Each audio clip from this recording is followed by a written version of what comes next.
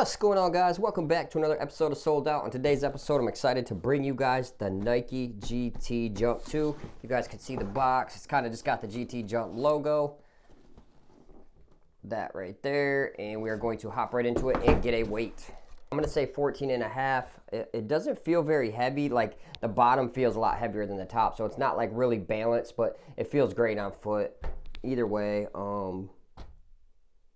14.9, so a little bit over 14 and a half, like I said, but the sneaker really doesn't feel that heavy on foot. It's just a high top, so you can kind of feel it more up around the ankle.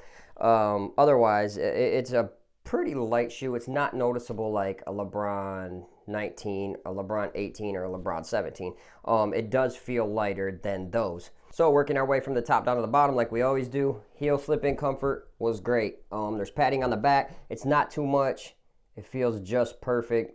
No issues with heel slip-in comfort. The padding did not rub or anything like that. That felt great. Heel lockdown was great as well. I had no issues with heel slippage or anything like that. Now down onto the tongue. The tongue felt good on foot, like it conformed to the foot good. But when I was like leaning forward a little bit, this did rub right into like the top of my like ankle area. This piece like right here, that kind of rubbed into that area a little bit. But as I broke it in, the materials like loosened up a little bit. It didn't hurt as bad or anything like that. So the tongue was fine. You can see it's made of mesh. Pretty breathable for the most part. This sneaker is breathable. No issues with that. So yeah, the tongue felt great on foot, conformed to foot good. Now down on the laces, laces were nice. They're heavy duty laces. They're flat laces. They got these tips right here. They could have put GT Jump or Nike logo on them or something for a $180 sneaker. They could have went the extra mile and added a few nice little touches like that, but they didn't. So overall, the laces were fine. So now down on the materials. Materials were basically like a mesh, or also known as like a Lena weave as far as Nike goes and Jordan brand goes. They do a lot of the weaving stuff. You guys can kind of see how it's woven right through there. Unlike the Jordan 38s, this definitely feels stronger, and they have this right here holding, added more support, and it has a padding underneath it. Like, so all the way underneath this shoe, there's padding.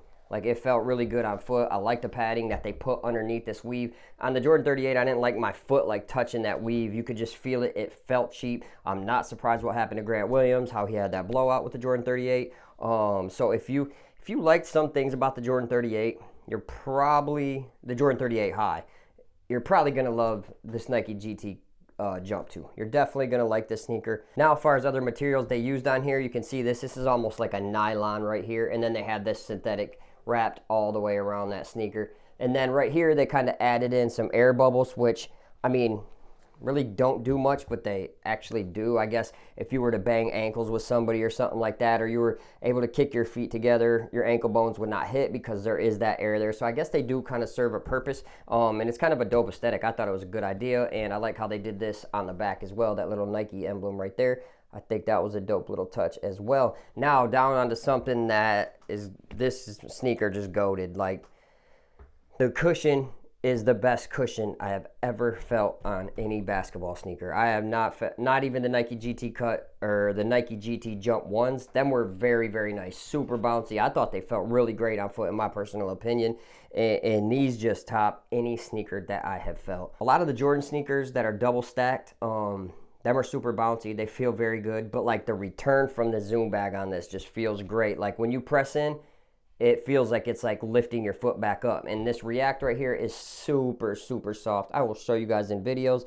You guys can kind of see what I mean. This React is almost marshmallow soft. Like you could see me dig my hand into it. Now this around here, I thought might be Cushlon, but it's not. When I got it in hand, you can kind of tell this area right here, around here, this is a Phylon, and they have to do that for support. They couldn't use a soft foam up top with React and the zoom bags down low. It just wouldn't be for a very stable shoe. React is definitely one of my favorite foams. They have it on the PG6s back here. I love React. All my work shoes I order Nike React. Kind of starting to get away from air when I'm at work just because the bags pop and stuff like that. So when it comes down to cushioning, guys, this is goated. This is by far the best cushioning setup I have ever seen. You can see them zoom bags. This React's super soft. It feels great on foot. If you're dealing with any issues, as far as knees, shins, ankles, foot problems, this is definitely going to probably alleviate some of that. If it just come and goes, if it's not a persistent problem, you don't have any micro fractures or anything like that, this definitely will help out your body. It will help out your legs. You will feel good after using these. I felt great, and I had no issues whatsoever when it came down to the cushioning. Now, down on the traction, I was in a cleaner gym. The traction was definitely like way up there. I was surprised when I felt the traction on it. Now, it does say it's a herringbone, but you guys can almost see like the tire like vibe that they put off on this. You got the herringbone up top, and then they got this crazy pattern right here, which is almost like similar to a tire. So I think that's dope, and I think this is definitely up there with traction, especially for a big man shoe. A lot of big man shoes are more focused on cushioning and support and stuff like that. I think they kind of got the whole package on this one when it comes to traction, cushion, support, all that stuff. It does sit high up, like I said, ankle rollers beware, but other than that, if you don't have issues with your ankles, this is definitely going to be a dope sneaker for you. Now down onto my thoughts on the design. I think they knocked it out the park. I did not like that first colorway. So it's tough when they drop them weird first colorways to me. Like, I hate, Nike ain't the only ones that do it. Adidas does it. Under Armour, Curry's do it. They drop weird ass colors right off the jump instead of just doing something like this. Like, if you're going to release a weird ass color, at least give us like a bread colorway or an infrared colorway. This is basically infrared. It's not red. It's more like that Jordan infrared color, and I think they knocked it out the park. Aesthetics on this is dope. I took it down to the Gus Macker, got a couple compliments on how sick these sneakers were, and I definitely agree. I think Nike knocked it out of the park. As far as design, I think they definitely killed it. Now, down on my recommendations, I'm definitely going to say flat out, this is a big sneaker. Now, if you're a guard that's just in the gym a lot, you're working out, you're running up and down the court, you're trying to take it easy and not beat your legs up, this is definitely going to be a sneaker you can go and practice in. You can get up and down the court. If you're conditioning, you can get on the treadmill with these. They felt great, and they're not crazy heavy neither at the same time. So it's not like running with a LeBron where you're like, Jesus, I got 2 pounds on my feet. It's nothing like that. It feels light on foot. It's barely noticeable, and it's definitely comfortable all the way around. For bigs, it's going to give you that impact protection on the heel and the forefoot, and you get some bounce added too. This is definitely going to add a little bit to your bounce. I felt bouncy when I was using these. Do I jump higher with them? I don't really believe any sneaker can make you jump like crazy higher, but when you are wearing this, you feel like you can jump higher. Now, as far as the run faster part, you don't really get that because you get some of that delay and latency when it comes to the Zoom bags. But like I said, heel impact protection is definitely top notch. Forefoot impact protection, definitely top notch. So if you're a big looking for cushioning, this is definitely going to be the sneaker for you. I recommend this to any big, probably from the 4 and 5s.